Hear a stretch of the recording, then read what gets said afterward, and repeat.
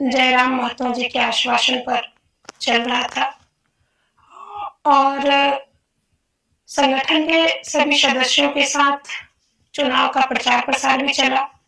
लेकिन जैसे ही ये बात हमारे विरोधियों को पता चली तो उनका कुर्सी हिलने लगा और उन्हें आने वाले दिनों में भविष्य में अपने कुर्सी से गिरने का डर सताने लगा, जिसके कारण अंततः उन्होंने अपने पैसों की ताकत का गलत इस्तेमाल करके हमारे टिकट को किसी ऐसे व्यक्ति को दिलाने का काम किया जिसका सारण विधानसभा में कोई राजनीतिक पहचान नहीं है। पिछले बार भी मेरे आजसू के टिकट को ऐसे ही साजिश के तहत कटवाने का काम किया। 2 बार का मेरा चुनावी अनुभव ये कहता है कि सारण विधानसभा से यहाँ पिछड़े, दलित, आदिवासी, अल्पसंख्यकों को मांगने से टिकट नहीं मिलेगा।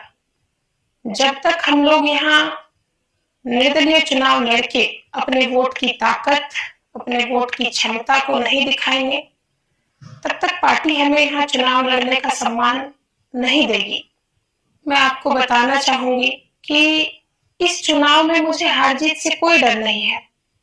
आपका एक सम्मानजनक वोट ही मेरे हिम्मत, मेरे हौसले और आने वाले दिनों में मुझे इसी तरह डटे रहने के लिए बुलंद रखेगी। और आपसे मेरा निवेदन है, मेरी विनती है कि आप किसी भी समुदाय से हो, किसी भी वर्ग से हो, किसी भी पार्टी से हो, मेरे पक्ष में कम से कम अपने घर से, अपने परिवार से मुझे 1 से 2 वोट दिलाने का काम करें, 1 से 2 वोट देकर मेरी मदद करें, ताकि मेरा ये हौसला, मेरा ये हिम्मत और सारण विधानसभा में पिछड़े, दलित, आदिवासी, अल्पसंख्यकों की अधिकार की लड़ाई, हक की लड़ाई में मेरा हिम्मत ऐसे ही बरकरार रहे। मैं आपको बताना चाहूंगी कि पिछले चुनाव से ही मुझे चुनाव न लड़ने के लिए बार-बार करोड़ों का ऑफर आया, जिसे न स्वीकार करने पर मुझे रास्ते से हटाने की धमकी भी मिली। उसके बावजूद मैं सारण विधानसभा की जनता के मान सम्मान, हक, अधिकार की लड़ाई के लिए अपने जान की परवाह किए बिना आज दोबारा निर्दलीय चुनाव लड़ रही हूँ। मेरा आपसे निवेदन है, मेरा आपसे विनती है कि मैं आपके हक, अधिकार, मान सम्मान की लड़ाई के लिए करोड़ों का त्याग कर रही हूँ, अपने जान की परवाह भी नहीं कर रही हूँ।